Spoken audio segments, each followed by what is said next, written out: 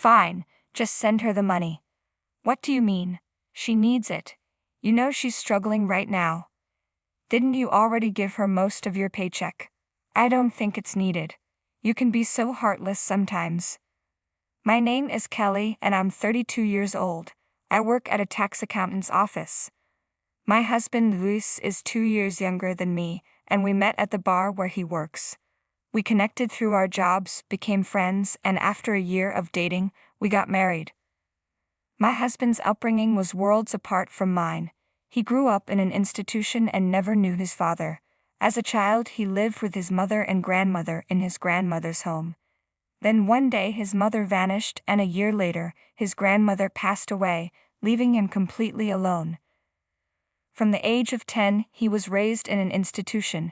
He doesn't like to talk much about his childhood, and I've never wanted to pressure him, so I've never asked for details. When we decided to marry, my parents questioned whether I was comfortable with our different backgrounds. I assured them that I loved him and didn't see it as an issue, which was true, though I wasn't entirely certain deep down. My husband is quiet, but he's also incredibly caring and gentle. I believed we could support each other through anything. But sadly, 2 years into our marriage, things began to unravel. It all began when my mother-in-law suddenly reappeared in our lives. She just showed up out of nowhere, and it turned into an emotional reunion. My husband and his mother were both sobbing dramatically. Yet as I watched them crying together at our apartment entrance, I felt nothing. Instead, I couldn't shake the feeling that she was a rather selfish mother. "I'm so sorry," she said. "It's been so long. I was dealing with some financial issues and didn't want to drag you into it. I've been searching for you, but I didn't know how to reach out, especially after losing my house. But I'm glad I finally found you." "Yeah, me too," my husband replied. I think my husband was genuinely happy to see his mother again. But the fact remains, she abandoned him when he needed her the most. To me, she's nothing but an irresponsible mother. If she was really being chased by debt collectors, how could she leave her home, abandoning both her child and her own mother? If something that terrible had happened, Louis wouldn't have forgotten it. It just doesn't add up. The image that comes to mind is of my mother-in-law running off after some man, leaving her child behind. I picture her with dyed blonde hair, wearing a miniskirt that's inappropriate for her age, and a low-cut top. Her voice, rough and slurred, sounds like she's been drinking heavily for years. But I know I shouldn't judge someone based on their appearance. Louis is so happy to see her, and I should be happy for him. If he's glad to have her back in his life, that's what matters. Kept reminding myself of that. It was nice seeing you today. Hope we can meet again soon. I'm sure we will. Thank you, but I'm not sure if I can come back. Why not? I don't have a place to stay right now. Oh, I see. Louis glanced at me and I felt a pang of discomfort. I had told myself not to react this way, but wasn't it a bit inappropriate to reveal such personal details? You can't just show up out of the blue and drop this on your son. If you truly care about your children, you wouldn't add this kind of burden to their lives. I suppose common sense doesn't apply to someone who has disappeared and reappeared like this. Louise's eyes had that pleading, let her stay with us look. I wasn't thrilled about it, but there was no concrete evidence that she intended to manipulate the situation. Maybe I'm overthinking things. I decided to help her. I exchanged a glance with Louis, signaling my agreement. "Mom, you can come live with us." "Really? Thank you." Wow, that was a quick thank you. Do you even know how to fake gratitude? Her reaction seemed increasingly suspicious. "Thank you so much. From now on, we'll be living together." It seemed like she moved in without showing any remorse. Since her arrival, Louis had been visibly distressed but was trying his best to care for his mother with patience. I wanted to believe she wasn't a threat, so I approached her with an open heart, thinking Louis might be trying to make up for something he missed out on during his childhood. But within 2 weeks, her true colors began to emerge.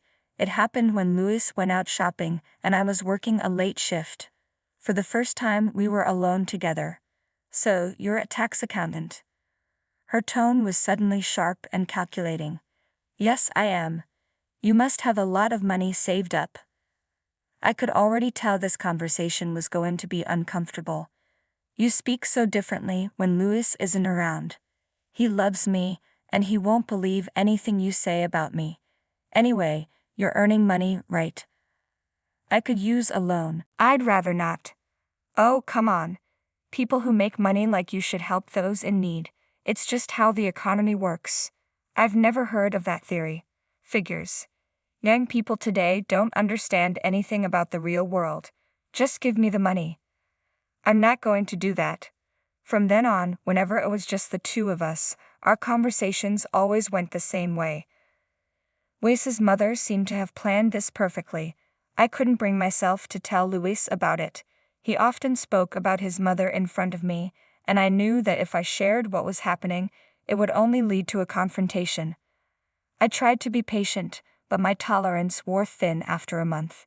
Just as I was considering asking her to leave, she surprised me by announcing that she was moving out. It was a relief beyond my wildest hopes. Mom, are you really leaving? Yes, I can't keep imposing on you and Kelly forever. We're not that kind of people. You can stay with us as long as you need. Us? Forget the pretense. I'm actually relieved to see you go. Thanks. I found a new apartment. They told me I don't even need a guarantor there, so I won't be a burden on you anymore. Great. Come on, I'll show you. It's just a 5-minute walk from here. Luis followed his mother with a look of concern. From that moment on, I began to lose trust in him. Ever since his mother arrived, I felt neglected, and my affection for Louis, who seemed to prioritize his mother's wishes above all else, was starting to wane. When we arrived at the apartment, we were shocked. It was an incredibly rundown place, rumored to be haunted in the area. Louis looked at his mother with tears in his eyes. Mom, let's go back home. It's fine. I'll stay here. Just visit me when you can. His mother moved out the next day, but it became clear that it was all part of her plan. Louis had fallen right into her trap. Hey, Kelly, could you help my mother out a bit? Why should I? Didn't you see that apartment? Don't you feel sorry for her? It was all part of his mother's scheme to get money from us. I wasn't about to fall for it. Louis was completely unaware of this manipulative tactic. I'm not giving any money to your mother. Why not? Because she's rented an apartment, which means she must have some money. She's going out, so she must be earning something. She doesn't have a job. She's just volunteering at a nursing home during the day. Volunteering? That's a lie. I can't believe she's really a volunteer. I can't even entertain the idea. What's your point? Nothing really. I just don't intend to pay for it. Louis looked at me with a cold expression. Kelly, as long as you're satisfied, that's all that matters to you, isn't it? What are you implying? You make a lot more money than I do, and you expect me to just go along with whatever you say. What are you talking about? When did I ever say that? It's in your attitude. Mom even said so. She thinks Kelly is a bit intimidating. I'm sure she left because of you. I felt tears welling up. What did he see in me all this time? You're blaming me for everything without understanding what I've been through. You don't even know your own mother.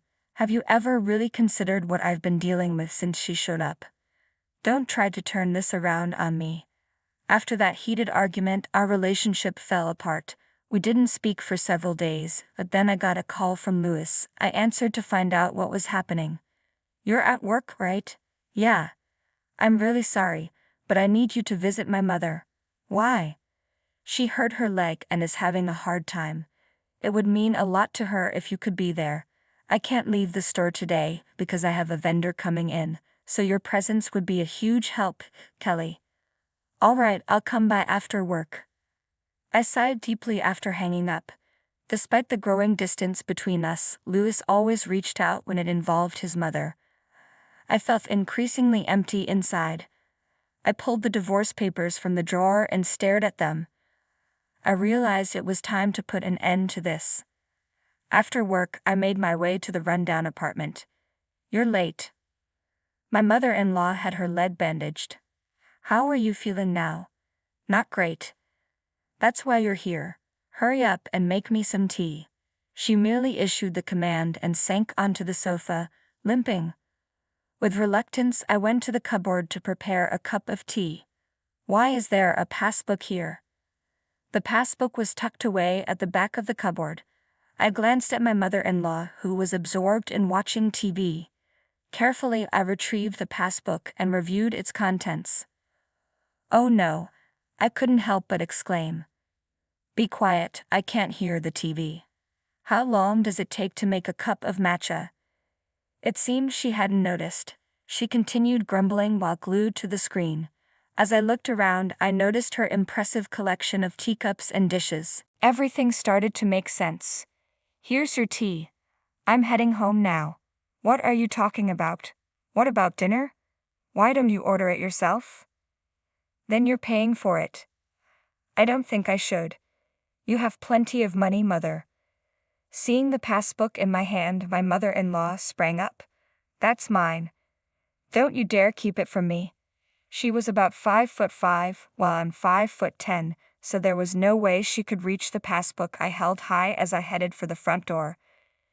She charged at me with surprising force. "Oh, I thought you hurt your leg. You were limping just a moment ago. Just give it back to me." I left her apartment, and when I returned home, Louis was there to greet me. "Thank you for helping out. My mom must have been in a lot of pain." "No, she was perfectly fine." "That can't be right. She must have been feeling down." "So, did you end up giving her the money?" It seemed he hadn't heard from his mother. "What money? You didn't give me any money." "Don't you feel any compassion for her? She's in desperate need of money, and I thought you'd help out." "So you think I should be the one to give her the money?" Louis let out a frustrated sigh. "All right, just transfer the money then." "What? You should deposit it into her account. You know she's struggling. Didn't you give her most of your salary already?" "I don't think it's necessary. You're so cold." "I thought seeing my mother's situation would make you understand. I've spent so much time worrying about this." "What exactly have you been thinking about? Do you really believe your mother's just pretending to be weak because you're not being nice? This is the only way she knows how." "I don't even know what to say anymore," I said, throwing the passbook at Louis. "Take a look at this. Do you still think she's poor? Wake up." "What do you mean? Why does she have $70 million? I don't understand." "She's wealthy but still trying to get money from us. She left you alone when you needed her, suddenly reappears wanting to live with us, and now she's asking for money from both you and me. She's been asking me for money whenever you're not around. What makes you think she deserves any protection? She's nothing but a hustler. If you want to keep supporting her, that's your choice, but I'm done. I want a divorce. I'm fed up. You still don't believe me. Instead, you're siding with her and trying to make me the bad guy. You and your mother are the same, living in a rundown place and trying to get money from me. You're just like her." I probably forgot to mention some things I wanted to say, but that's okay. I couldn't understand how my husband could have so much faith in his mother.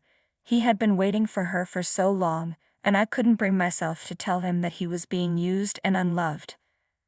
After that, Louis and I got divorced. I didn't seek alimony. Consider it my final act of mercy after his mother had taken advantage of him. We also agreed to keep our savings separate and not divide our shared property. A month later, Louis showed up outside my office. I told him to get to the point, so he told me something astonishing. My mother-in-law had been arrested for theft and fraud. She had been exploiting elderly people at the nursing home where she volunteered, asking them for their PIN numbers and passbooks. Their families had reported her to the police. She's now in jail, and I later learned that she had been arrested again for additional crimes. Thankfully, The money she tried to extort from Lewis was returned to the victims. Lewis apologized and then left, disappearing from my life for good. Watching him walk away was incredibly sad. So ended my brief marriage, but I'm relieved it's over. The darkness I saw in Lewis was more than I could handle. I hope to find someone I can genuinely connect with someday, though right now, I think I'm done with marriage. For now, I'm more focused on pursuing my career. I plan to work hard and perhaps open my own office one day. That's my new goal. The obsession with money that his mother had and how Louis dealt with it was heartbreaking. It's clear that parents play a huge role in shaping their children's character. Louis was undoubtedly a victim of his mother's influence. I wish him and Kelly a bright future. Thank you for watching until the end. If you enjoyed this video, please subscribe to our channel. See you in the next one.